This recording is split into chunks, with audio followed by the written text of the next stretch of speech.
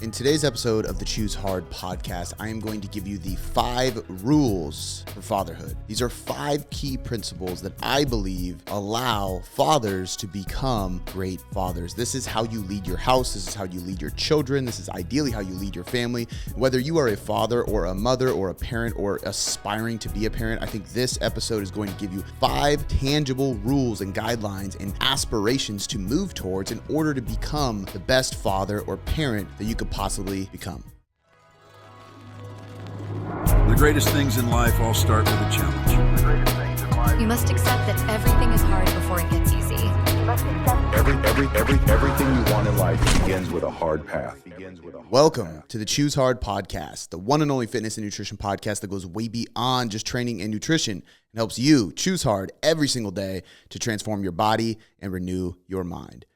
Today's episode is all about fatherhood. I think that whether you're a dad or a mom, really, if you're a parent or you're an aspiring parent, I think this can be really valuable to you. However, this is going to be spoken to in a narrative as if I'm talking to fathers. And the reason for that is because you probably guessed it. I'm a dad. I'm a father and a husband. I am not a mother and a wife. So I'm going to speak as though I am talking to the men on this episode. Now, one thing I want to say is that if you are a female listening to the show, which I know a good amount of our audience is women, and a good amount of those women are wives and mothers, this is still a great episode for you because I'm going to talk about what it means to be a dad. And this is going to be a short, to-the-point podcast. At least that's my plan. We'll see how long my tangents go. Because truthfully, I actually had an interview scheduled today. And due to Oklahoma storms, my good friend and entrepreneur that I'm excited to have on the show, Cody Jefferson, will not be on the podcast today. We had to reschedule for tomorrow. And so because of that, I was like, you know what? I'm on this like men's leadership kind of tip, and I was jotting down notes the other day about fatherhood, and I didn't know what I was going to use them for. I was just making notes, and I was like, you know what? I'm going to shoot a podcast real quick. So this is going to be kind of an impromptu podcast, but I think it's going to give you a lot of value, especially if you're a dad. And I'm going to be very blunt and to the point because I think that that's what men in today's world really need, to be honest with you. I think today's day and age has gotten soft in many ways, and I think now is in this podcast is kind of an opportunity for me. It's a platform for me to be real and tell it how it is, and hopefully get people to think right so that they can do the right thing and change their life for the better. So with that being said, we're going to get into the 5 things. So again, these are 5 key principles or rules, if you will, to fatherhood, to becoming the best father possible. Now, I have these literally in my phone notes because this is me just taking notes the other day while on a walk. Like literally, this is just stuff I think about, and that's how my brain works. I listen, I hear, I read, and then I just start taking notes, okay? So the first rule of fatherhood is to be the example for their future marriage. The reality is divorce rates are extremely high. I want to say it was like, 60-something%? I did a video on this on my Instagram where I want to say it was like 67%, 65% of marriages end up in divorce. And then like 90% of marriages that like second marriages. And in fact, I'm just going to go to it because I think it's valuable for you guys to hear.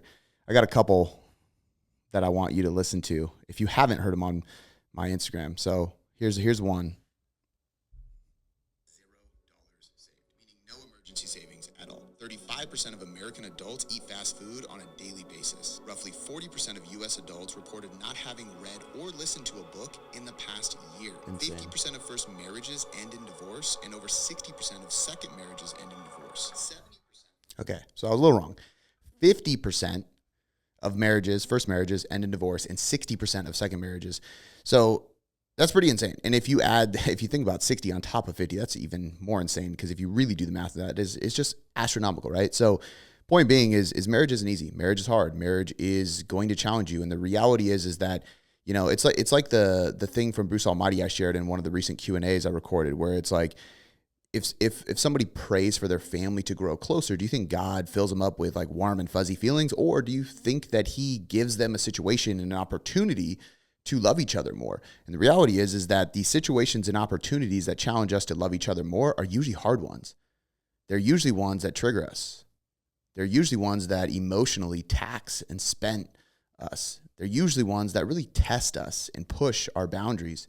But it's through those trials and tribulations and battles and struggles and difficulties and situations that we grow stronger, right? Life is not going to get easier or more forgiving. We get stronger and more resilient. So I say all that to say, we as dads, as fathers, have to be the example that our children look at for what their future marriage should look like.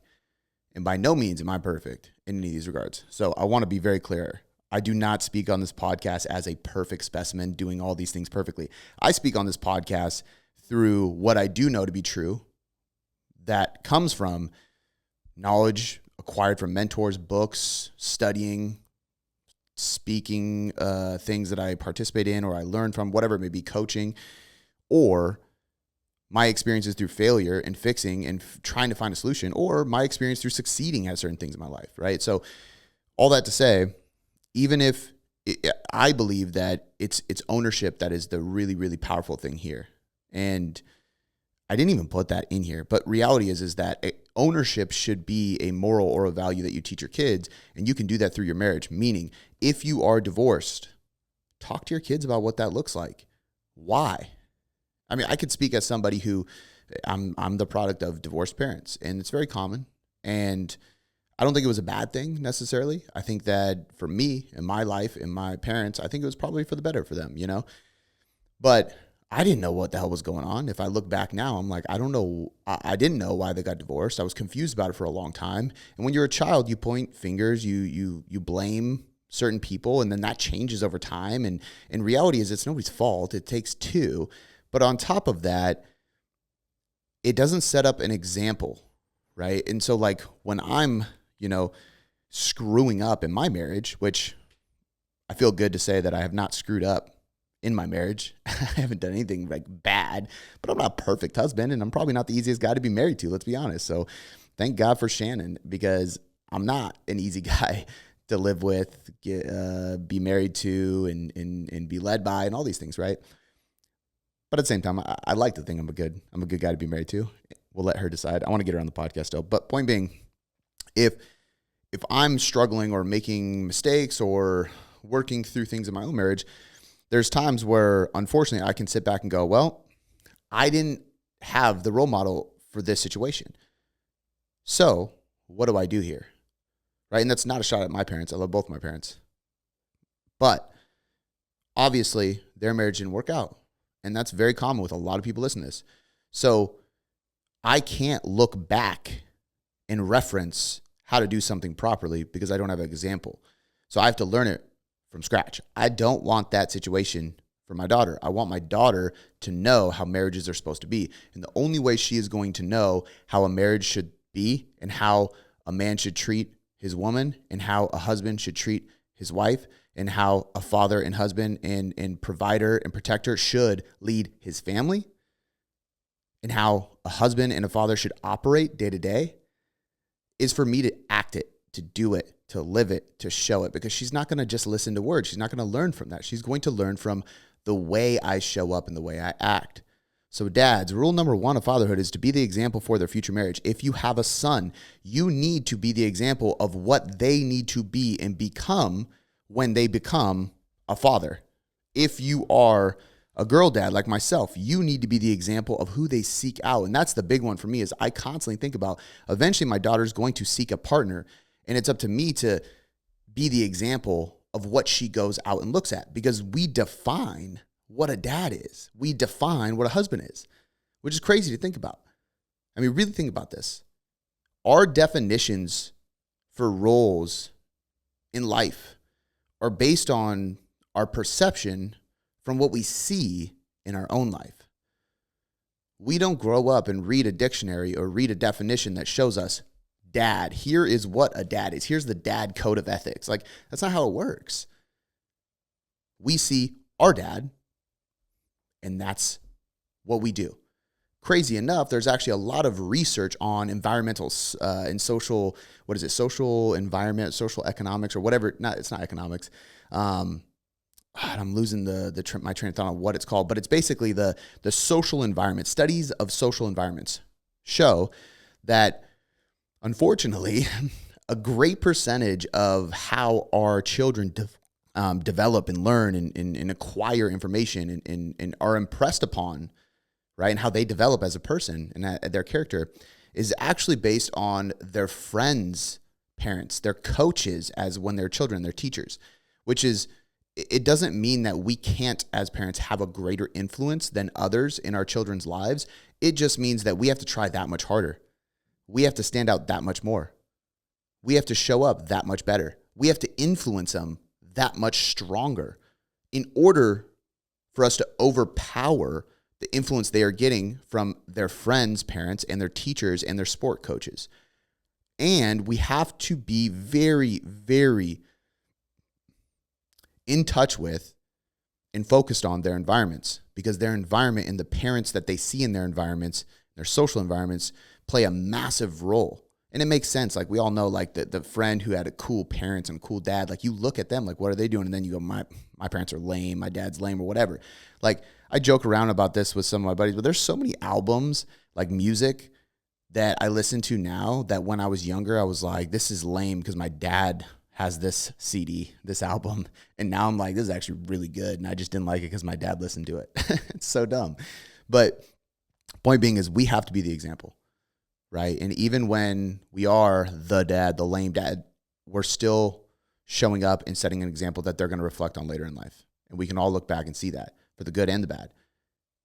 Focus on the good, but be the good. Show up that way. So rule number 1, be the example for their future marriage. And if you can look at every situation that is difficult, and this is like a choose hard moment, and this is what I try to do, and I'm not always perfect at it, but I always try to do it. Even if I go back and I have to apologize for something or correct something, I will always own my mistakes, because I know that that's going to be the last word said in this situation. And they're going to remember, she's going to remember, my daughter's going to remember me owning up to the mistake, apologizing, making it right no matter what. Dad always fixes the problem. That's what I want her to think. But if I go into situations, and the choose hard mentality here for this first rule of fatherhood is to look at the situation and go, okay, how do I emotionally, personally, right now in the moment want to handle this? And then also, what way should I handle this based on what's going to influence my child the most? So what is my child going to think in a week, month, year, 10 years? Depending on how I handle these situations. At least half the time, actually change that, 99% of the time, the way you should handle it in order to influence your child better is the way that your conscious is telling you to do. That's your logical brain going, this is how you handle it. That's your gut feeling in your heart telling you this is how you should handle it. And then your emotional side is telling you to handle it a different way because you're angry, you're sad, you're emotional, you're reacting. So think about that before everything. But no matter what, be the example for their future marriage, because you are what they're going to see. If you are divorced, own it, explain it, talk to them about it, and co-parent best you can. Co-parent better. And if you don't have a situation where you can co-parent better, and look, this is not me shouting at somebody who I don't like. This is not me on the sidelines telling a quarterback to hurry up and throw it when I have no idea what it looks like to throw from the field. This is me just giving my opinion and telling you advice as another father, another parent who isn't co-parenting because I'm married. Make it work. And if the other individual won't make it work, do everything you can so that your child sees you trying your best to make it work, because that's what they will remember. Out of the two people in that situation, they will remember more than anything the one who doesn't make it work and the one who does make it work or tries to make it work. Yeah, that's a brutal thing to think about, but think about that. Okay. Number 1, be the example for their future marriage. Number 2, be a threat to prevent sex offenders. This is a little bit deep. This is kind of going off the other side, but I'm going to show you another video. If you didn't see this one yet, it's a powerful one, but just listen in on this video here. One of the most notorious sex predators ever in the United States of America. And they asked him, they said, what made you target or what made you go after a specific child? He went after boys, girls, black, white, Hispanic. It didn't really matter. He went after them all. There wasn't a specific demographic he focused on. And the most amazing thing he said, I looked at the father. And if the father wasn't a threat, I would go after that child. That blew me away. He didn't even look at the mother. He looked at the father, and if the father wasn't a threat. So I've started telling you, hey, be a threat. That's a good thing. If you're a dad. Woof. That always hits me in the feels, but The most notorious sex offenders tell the FBI as they are interviewing these people, and this is just a clip that I pulled from an Instagram video, that what they look at before abducting a child and targeting a child to abduct, sex offenders here, the most notorious ones that the FBI is after, I mean, really let that sink in, is they look at the dad. Now, ladies, that does not mean you shouldn't be a threat. If there's still women listening to this that are mothers, that does not mean you should be a threat. You should train. You should build strength. You should be lean. You should be healthy. You should be able to jump, throw, sprint, punch, kick, lift. 100%. I fully believe that. Dads, same applies to you. Even greater, because you're who they look at. Not only should you be able to do those things, you should look like you should be able to do those things. Train yourself. Be in shape. If you're a dad, it is up to you to protect your family. When thick comes in, I don't care how, look, that is stereotypical, that is traditional, call me traditional, I don't care. The reality is that when we're talking about something as serious as sex offenders, what they're looking at is that. And if they're looking over here to see if I'm a threat, I'm going to make damn sure that I look like a threat. I mean, I have the advantage of all these tattoos everywhere. That's not why I got them, but that scares kids away, scares parents away, scares people away sometimes, unfortunately. I'm like a really nice guy. Funny thing, there was actually all these kids playing roughhouse and stuff in all these yards, and they were like causing a ruckus in front of our house, and I feel like such an old man. Get out of my yard. But that's what I was doing. I mean, we were all sitting there trying to eat dinner, and these kids are yelling, playing, they're running our yard, riding our bikes in our grass, and I was kind of like, man, it's not okay. So I was wearing a wife beater, looking kind of trashy inside, but it was hot, and I just got done working out inside. We were eating dinner, and so I just put my flip-flops on. I just walked outside, and, like I was getting something from my truck, and these kids looked at me, and they just didn't come back. And I gave them a little bit of a mean mug, but I just looked like I shouldn't belong in the nice neighborhood, and it worked. Okay, but point being, for all the creeps out there, if they're looking over at my family, they're looking at my daughter, I want to look like a threat. And that means I have to be lean. I have to be mean. I have to be kind of jacked. I have to be strong. I should look like a threat. And I also should be a threat. I'm not a black belt, but I have practiced with professionals in boxing, in Muay Thai, in Brazilian Jiu-Jitsu for a little bit. I got out of that because of my knee, and I spent more time with boxing and Muay Thai. But I've done those things. I've also had experience now. This is hilarious, but it's a hobby of mine now, throwing knives and throwing axes. I have been shooting. I know how to take apart a gun and put it back together and load it and aim it and fire it.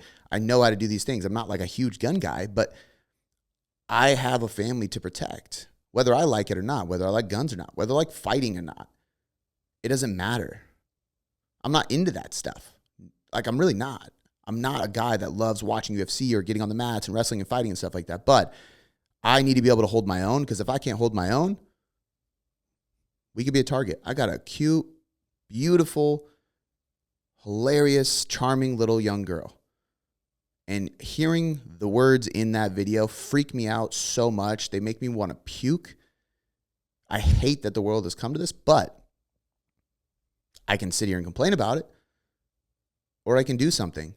And the first thing I need to do is be able to protect. And that means becoming a threat. The next thing is to support causes that help prevent and end this stuff, which is another topic. But point being is rule number two of being a father is be a threat to prevent not just sex offenders, but anything. Be a threat to protect. Be a threat so that you can potentially protect when needed, but also prevent the situation from happening that you would even need to step in and protect your family. Like, that's my goal. And that should be yours too, if you're a father. You have a great responsibility on your life the moment you have a child, and it's up to you to be the person you need to be in order to protect them. Plain and simple. Rule number 3. Okay, that was the deepest one. I'm just going to that was like the furthest one that direction, I promise. Something important for you to know about is the Tailored Trainer app. This app was a project that I started years ago as a way to deliver science-backed programs that were proven to be effective by countless case studies of happy clients for dirt cheap. Yes, dirt cheap. See, my coaching company helped countless clients get great results through their diets. But there were so many clients leaving easily achievable results left on the table simply because they couldn't afford to also pay a trainer or because they thought they could do it on their own. So back in 2017, I created a login on my website that would allow people to access all of my training plans for just $29 a month. And the people who paid this low cost fee were dramatically seeing better results from the training they were doing in the gym. And they were telling me that these programs were worth far more money than I was charging them for. So what would any smart businessman do? Raise the price, right? Wrong. That's not what I did. In fact, I started investing every single dollar back into this project so that I could create my own software and my own app to make the results people were getting even better. And now, for the same price as it was all those years ago, you can access all my programs inside of an app that actually logs your progress, guides your performance, plans your schedule, and even teaches you how to do each and every lift properly. But don't take my word for it. Go test it out for yourself at no cost at all. Head over to thetailoredtrainer.com or simply search The Tailored Trainer on Google Play or Apple App Stores, and you can download the app and start using this system completely free. All right, let's get back into the show. Rule number 3 of fatherhood: show them hard work. Don't just say you are a hard worker. I heard a really, really good podcast with Jason Khalipa, who him and I have been going back and forth trying to get him scheduled for the podcast because we have some mutual friends. He's also a part of Jocko Fuel. Shout out to the Jocko Fuel team. And he said something that, man, it just hit me so hard. And it was like, and I've actually shared this with multiple husbands and dads and like just conversation when I'm hanging out with them and stuff. And it's really opened their eyes to a lot too. But the example was talking about hard work and how you display that to your children, because most people know that there's a lot of people who will say that my dad worked hard. Okay, cool. What did that look like? And then it's crickets, right? And the example he gave is, talking to two people, and you ask one is like, what did your dad do for a living? And let's say he ran a company, worked in an office, did whatever. It's like, okay, did your dad work hard? Yeah, he worked hard. He provided for us. He worked really hard. Okay, your parents told you that he worked hard? Yeah, okay, cool. Did you see him work hard? Well, no, he was at office. So what did you see? Well, you saw him leave unless he was gone before you woke up. And then you saw him come home after you got home from school. He was home waiting for you. Maybe if you're lucky, most time not, because dads who are working dads, usually a lot of times they're off, 5, 6 p.m. I know, like, I make a really strong point to just make sure I'm home for dinner. Like, that's a really big, important key for me. But like, most people don't really see what hard work is when they're growing up because their dad leaves to go to work. It's not like back in the old days when their dad was working out on the farm, right? And so he asked this to one guy, and then he asked the next guy, like, what did your dad do? He was a rancher. He was a farmer. He raised cattle. He did all this stuff. Okay, cool. So what did hard work look like to you? And then it's just a laundry list of plowing and pushing and planting and getting your hands dirty and getting cut up and bruised up and beat up and wrestling with animals and planting and doing tractors and digging holes and like all kinds of brutal manual labor. So you have a literal picture of what hard work looks like. Now, I say this to say, coming from somebody who does not work on a farm and doesn't know the first thing about farming, understand that our roles for our careers might put us in a position where our kids don't get to see us work hard. I know that's what it is for me. So what do we have to do in order to make sure that they do see us work hard? Right? This is why I really try my best. It's harder with school because my daughter gets out of school in the afternoon and then like I'm wrapping the day up but like on the weekends and stuff like that, as often as I can, and especially in the summer, I want my daughter in the gym with me. I want her to see me training. I want her to see me pushing my body, sweating my ass off, getting a good pump, suffering a little bit with the sled or the assault bike. Like, I want her to see me go to what we would call the pain cave, in the gym. I want her to see me go through that pain because there's a good reason for it. That's hard work. I want her to see the hard work. I take her out on the trails and we walk.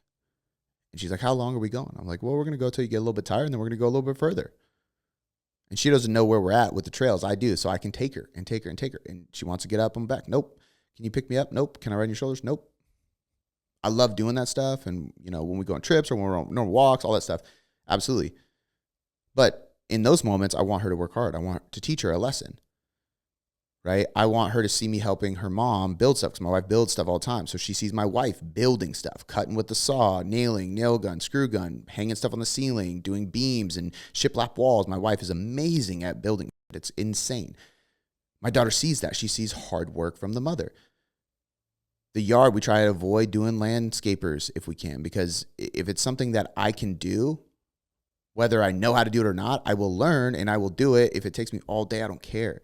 I want her to see me digging holes. I want her to see me planting the new garden, taking care of the yard, doing all the things I need to do, because that is hard work. Anything I can do to show her hard work, I need to show her, because otherwise, how does she learn? School ain't teaching her that. It ain't. Especially nowadays, public school's not teaching them that. TV's not teaching them that.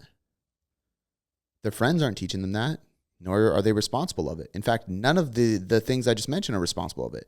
There's only two people in a child's life that are responsible of teaching them hard work, and that's the mother and the father. So what are you doing to teach them hard work? What are you doing to teach them discipline, self-control, responsibility, extreme ownership? Think about these things. Like, you have to literally show them this. You can't just tell them. You can read books about stuff with lessons in it. We do it too. But guess what? The book isn't going to translate to lifelong lessons for them. You have to literally be a walking, breathing example of what these things are for them. Okay. So number 3 is show them hard work. Don't just say you work hard. That means nothing. Words don't influence children nearly as much as actions do. Okay. Number 4, teach values and morals. Have a family code of ethics. I blew ours up on the wall on a canvas. And honestly, we'll probably redo them after a few years because things change. You know, I have one really good buddy of mine that they go over them, like, as far as I know, and I know they used to do this. Can't speak from now. I don't eat dinner with their family every night. But they would go over them at dinner as often as they could. Like, you know, rate yourself, judge yourself today. How did you do today or this week on the family morals? Health. Did you practice health this week? Go-giver. Did you help anybody? Did you serve others this week? Respect. Did you show respect to elders when necessary? Honesty. Did you make sure you didn't tell a lie this week? Like, what did you do? Right? If you have core values in your life, what core values do you have that can translate into your family? I have core values for myself personally. I have core values for my business. And then I have core values with my family, because they are going to be different. Some of them carry over, but some of them are different. And this acts as a lens or a filter to look at yourself and critique yourself, really, and give yourself feedback on, am I following the core values that we set out as a family? Am I showing up as the person I say I am? As the person I told my child I am? Right? And it's not always easy. That's the whole point of choose hard. Choosing hard is doing what's right in the moments when it isn't easy, but you know you got to. And this is a perfect example, but if you have the core values listed, you can review them, you can reflect on them, you can teach them better. You have these principles laid out for yourself to talk to your child about. And so my advice is to teach them values and morals by creating a family code of ethics and then talking about it. Right? Like we, you know, I think it's somewhat cheesy to say it this way. So, you know, it's actually not. I shouldn't say that. You can say it however you want to say it. But if I were to be like, the McBrooms don't do this, Blakely, like, I think it's, I don't know, it's kind of cheesy. I just say we don't do that in this family. We always do this in this family. We work hard in this family, right? We earn ours. We don't seek help for what we can do ourselves easily. We tell my daughter that all the time. And that's just part of earning your keep, working hard, right? I'm not going to do for you what you can easily do yourself. You just don't feel like doing.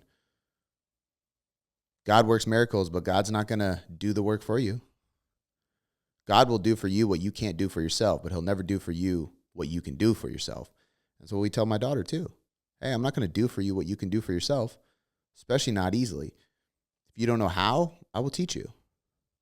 But you're going to do it. That's a core value of ours. So, teach values and morals and have a family code of ethics. And truthfully, this creates a bond, you know, because you create them with your wife. You create them as a group. and you instill things into your child at a young age that, one, it's a list that holds you accountable of showing up that way. Two, it helps reinforce you as a role model to them because you're showing up that way consistently. And three, it gives you a tool to correct them with.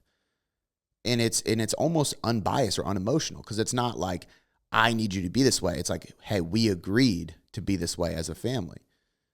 You know, when they're really young, they don't really get a decision on what those morals are, but as they grow up, they recognize that they're theirs as well.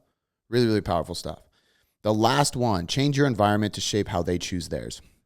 So the reality is whatever your environment is becomes your child's environment, not only because your child is around you and in your environment with you, but also because everything you do, everything you listen to, everything you watch, the people you hang around, the clothes that you wear, like that's what's going to influence them more than anything. And the only way that they repel against who you are, what you do, how you dress, who you hang with, what you listen to, what you watch, is that if you're a terrible role model. And to be honest with you, they don't repel and go towards good things very often. 99% of the time, they just repel to another bad thing.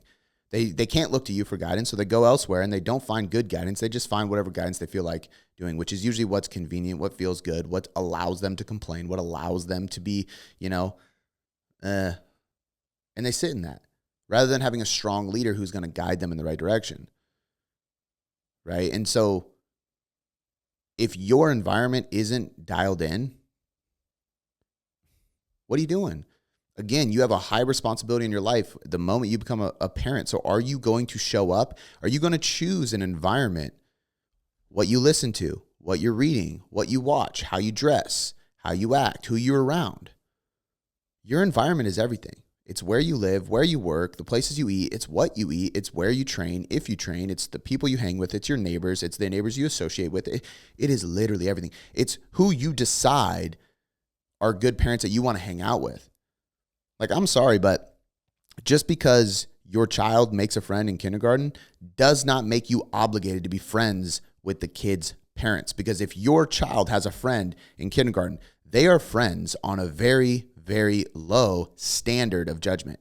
They are friends based on the fact that they both love Bluey, the color pink, and they like to play soccer at recess. Like, that is literally the extent of depth in their relationship, which is fine. They're kids.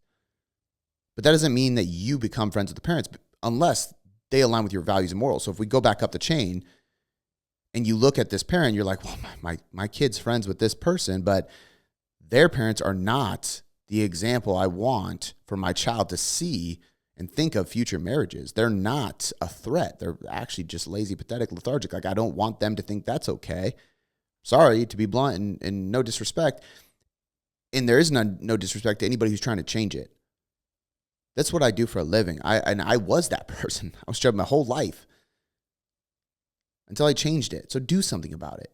But if somebody is choosing to not do something, choosing to not be healthy, choosing to not be strong and fit, and is accepting that and saying that it's okay to be that way, like, that's not something that you want your kid to experience or be around, plain and simple. If you have somebody who's not showing them hard work, they're showing them a victim mentality, asking for handouts, saying everything's not fair, like, that's not something you want to be around. If they have different values, beliefs, morals than your family code of ethics, their family code of ethics, which is probably non-existent because they probably haven't gone this far to create them, is the opposite on the surface than yours, you can't just stand by and allow your child to hang out and be friends with them. You can't. That's the whole point of a parent. It's your job to help dictate and guide who they become throughout life, which means that you have to control as much as you can control in their environment. And it starts with your environment. Your environment is what we can compare these other environments they end up in against. Your environment is what pre-frames their brain on what environment they need to seek out. They won't even know what type of environment to look for, what type of environment they want to be in, or what type of environment is probably best for them if they don't know what a good environment looks like, which means it's up to you. Okay, so again, this is like, we're going to kind of wrap it up here. This is 5 rules of fatherhood. And these are just notes I take, honestly. Like, if I'm being totally honest, this is literally like just a real raw, candid, random episode that I decided to record. This was not on my schedule. I had a cancellation for the podcast, a reschedule, and I was like, you know what, I'm gonna dive in and just rant on something that's been on my heart. It's been weighing on me, and I just wanted to get out. And it's this idea of fatherhood. I think that I'm very passionate about this because I hate seeing fathers not trying. I hate seeing fathers dropping the ball and failing their children when it can be pretty simple, and it doesn't need to be that complicated. I think that it's not that crazy. It's not that hard. It's not that complex to be a good dad and a good husband. I think that in the moment, it can be tough, but it's not hard to take ownership. It's not hard to apologize. It's not hard to be responsible. I shouldn't say that. It is hard. It's simple. It's not complicated. It's not complicated to be a good husband. It's not complicated to be a good dad. It's not complicated to set values and morals. It's not complicated to know what a good environment is. It's not even complicated to create a good environment and to remove the bad habits, people, and places from your current environment. It's just not easy. But that's the point of this podcast. That's the point of this movement. That's the point of this culture. Choose Hard is about doing the things that don't come as a first response or reaction. Choosing hard is being proactive. Choosing hard is taking a moment to create space before responding. Choosing hard is acting in accordance with what you want most, not what you want right now. Choosing hard is stepping into discomfort and knowing that resistance applied into your life just means that you're growing. And if you're not feeling resistance, then that just means you're not growing. So I just hope and pray that this podcast nudges all the dads out there to show up and be better. It is alarming when we look at the stats and the percentages of fatherless homes and how strong the correlations are with crime, prison inmates, drugs, prostitutes, everything. And correlating those to fatherless homes, it is a strong correlation. So if you're a dad and you're listening to this, it's your shot right now. It's your chance right now. It's your opportunity. This is the only one that you have in order to make it right. Every single day, you are presented with a series of situations, conversations, moments, and opportunities to choose hard so that your child sees you as the example, sees you as a threat, and knows that they're safe. And I don't mean threat as they see you as a threat, as in scary. You shouldn't be a scary parent. You should be a parent that they feel safe around because you're a threat. Physically, especially. This is your chance to show them, not just tell them that you work hard, but show them that you work hard and show them what hard work looks like.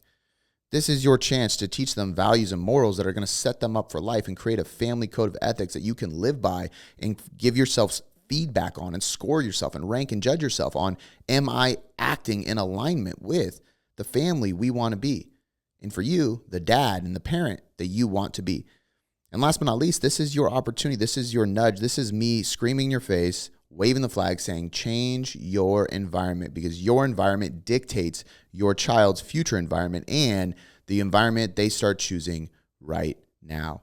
So choose hard, show up, and become the dad that maybe you never had. Become the dad that you want more than anything. Become the dad that your child needs in order for them to become the mom or the dad and the husband or the wife that they eventually need to be as well.